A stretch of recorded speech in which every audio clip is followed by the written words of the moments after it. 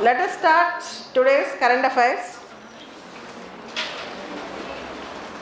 India elected to UNHRC with highest votes among candidates. India elected to UNHRC, United Nations Human Rights Council, with the highest number of votes. UNHRC was formed in the place of UN Commission for Human Rights in 2006. UN Human Rights Council is more a equal representative body from Asia and Pacific region. From Asia and Pacific region, 47 total 47 strength. From Asia and Pacific region, 13 countries are the members in UNHRC. The total strength of United Nations Human Rights Council is 47, and in 47, 13 from Asia Pacific region, and India won with a thumping majority. India elected to UNHRC with highest votes among candidates. India's election in the UNHRC is a reflection of high standing that our country enjoys globally. The high standing that our country enjoys globally. India first elected to the Commission in 2006. India first elected to the Commission in 2006 for 1 year, and later on in 2007, 2011 and 2014. Later on in 2007, 2011 and 2014.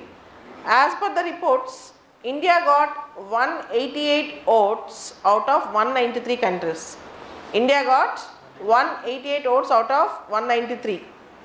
So, India got a thumping majority and was a member again in UNHRC. That reflects that the other countries in the world have very good respect and image of India, and India enjoys great image globally. And UNHRC is a body containing 47 members to protect human rights in the world. And India has to take up various issues there, has to strongly argue various issues there. This was the important current affairs. Malaysia is going to, not yet. Today Malaysian President gave a clarification also, not yet. Malaysia is going to abolish capital punishment, death penalty. Malaysia is going to abolish capital punishment or death penalty. Minimum 30 years imprisonment to replace death penalty. So they are going to imprison them for 30 years. Just they don't kill them, that's all.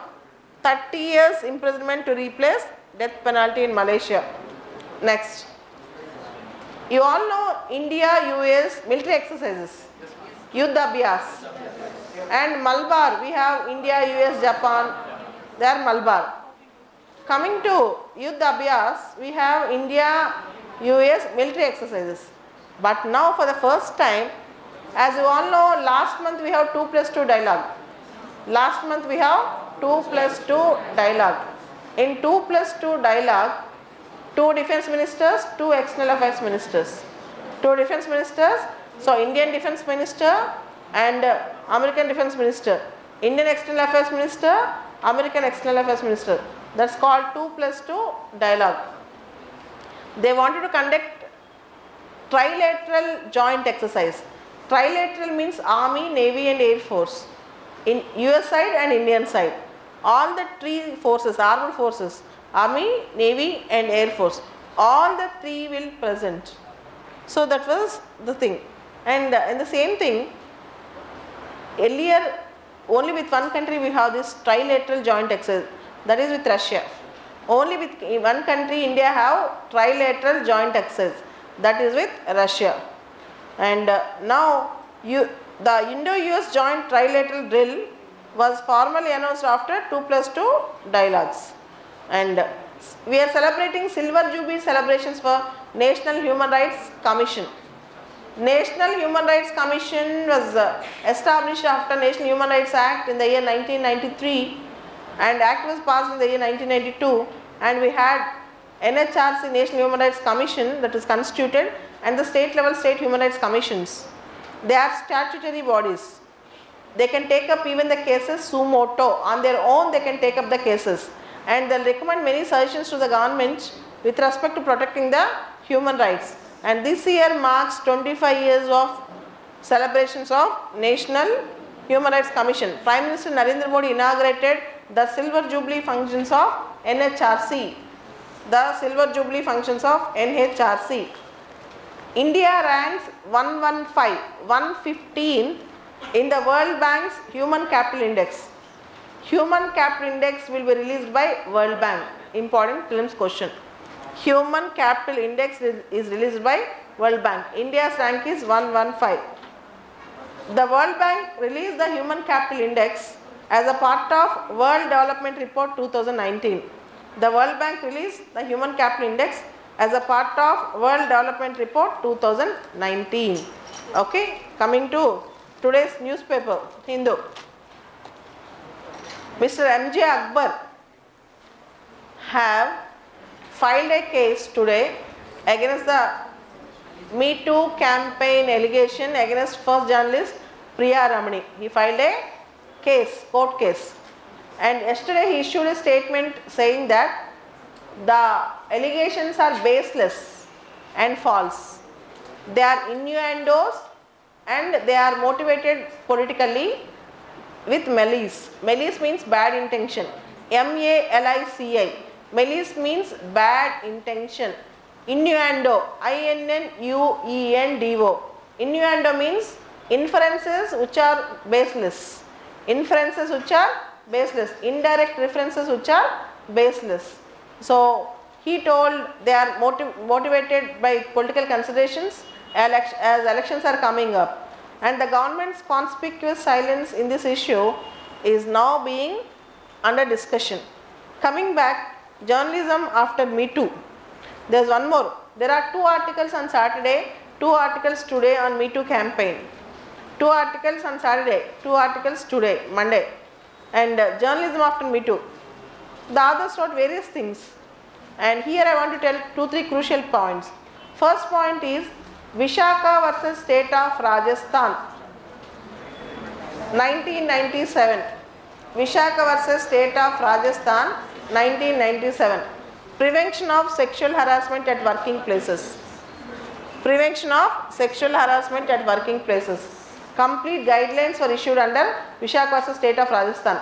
Based on the judgment of Vishaka versus State of Rajasthan, based on the judgment of Vishaka versus State of Rajasthan, Prevention of Sexual Harassment at Working Places Act was passed by the Parliament in the year 2013. Prevention of Sexual Harassment of Working Places Act was passed by the Parliament in the year 2013. And the others also wrote internal committees, internal grievance committee should be established for women related issues, and internal complaint committee should be established.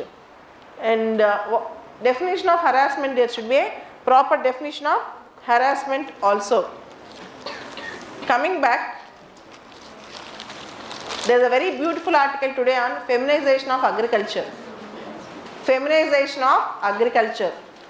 The term feminization of agriculture is becoming popular day by day. What do you mean by this feminization of agriculture? In the agriculture sector, more number of females are retaining and number of males are going out. See, the people who are leaving agriculture sector are males, and the people who are retaining in the agriculture sector are females. This concept is called feminization of agriculture. And coming to the feminization of agriculture concept, though females more and more are in agriculture sector, 86% of them do not have land rights, ownership rights. Males own the land. In our patriarchal society, males own the land, not the females.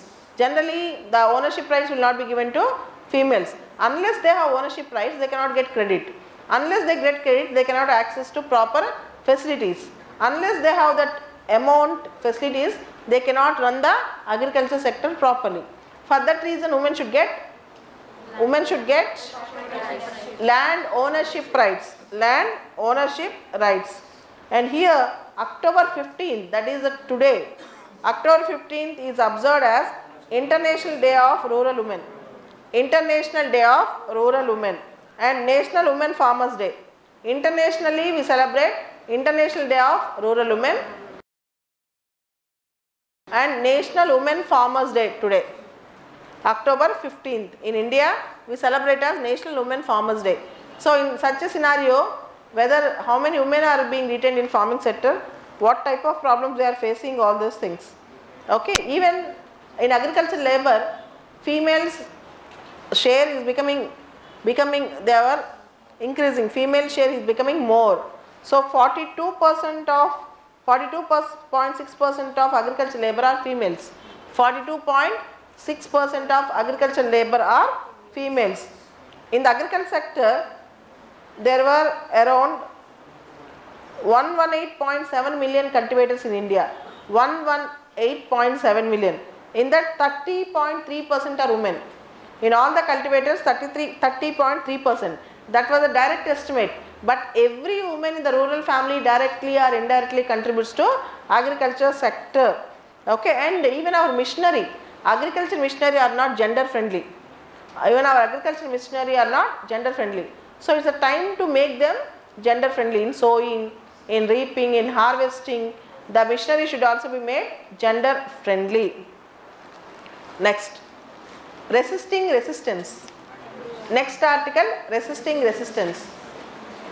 See, antibiotics. You all know antibiotics. For everything we use a medicine. For everything we use antibiotics. Human body, if it gets accustomed to antibiotics, finally it will develop resistance.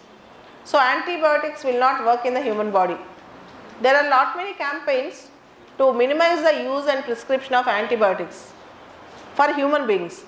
But in veterinary medicines, antibiotics, there is no proper regulation in many countries including India. In many countries including India. For example, an veterinary drug manufacturer, Jotis, Joetas, their drugs are they were present in India. And what we need is to minimize antibiotics presence in poultry sector also. To minimize antibiotic use in poultry sector also. Okay. So that the other is telling. You should stop using antibiotics in humans. You should minimize using antibiotics in veterinary sector. You should also stop disposing antibiotics. In medical waste, disposing antibiotics is also very important. If you don't properly dispose it, it may further boomerang and cause harm to human health and harm to flora and fauna. So we should properly protect the human health. Next article, when the judiciary rewrites a faith. This is about Sabarimala judgment. This is about Sabarimala judgment. See whether allowing women to the temples right or wrong is a thing the court actually decided. Let us see. They are going to file review petition. They are going to file review petition. Next article, the imperative of impact assessment. The imperative of impact assessment. The other says, whenever you are making public policy, whenever you are making law, before enforcing it on people, you should assess the impact of that policy or law. Most of the laws in the recent past are reactive laws. Most of the laws in the recent past are reactive laws. Suddenly, for example, when there are more NPS, you are amending SURFACE Act. Or when there is a child rape, suddenly you are making an ordinance on child rape. Or that's something like reactive. You are not assessing the impact of the policy or law on the people if you directly enforce it. So the other is saying policy and legal impact assessment should be done before enforcing any law, any policy on the people. You need to have a survey, policy and legal impact assessment. And next important thing, bonding with Africa in partnership. Bonding with Africa in partnership. See, this is about China-Africa relations, and then slowly the other wrote about India. China-Africa relations, and then slowly the other wrote about India. The article starts with Chinese Premier Xi Jinping announced $60 billion package to Africa, and the whole world got shocked. And Mr. Xi Jinping announced this in FOCAC, in the FOCAC. What is this FOCAC? Forum on China-Africa Cooperation. FOCAC means Forum on China-Africa Cooperation. So China is trying to use its soft power policy, checkbook diplomacy and finally debt trap diplomacy. Checkbook diplomacy and finally debt trap diplomacy. India also helped Africa. India gave Africa fund, lot of fund to Africa fund. There is a fund called Africa, Action for Assistance Against Colonialism, Apartheid and Racism. We have Africa fund that we have done, and India is helping Africa in many ways. India is investing in Africa. In fact, India-Africa summit level partnership we are conducting, and India and Japan together working on Asia-Africa Growth Corridor. Asia-Africa Growth Corridor. So this was really great that we are now looking towards Africa, but it should be mutual. It should be mutual. It is not that it should be one-sided. Only China should benefit it or only India should benefit it. Whenever it does something for others, whenever you want to do something, you have to take something. Whenever you give something, take something, and when you take something, give back something. That was the thing. Okay, done. These are the important current affairs in the newspapers today.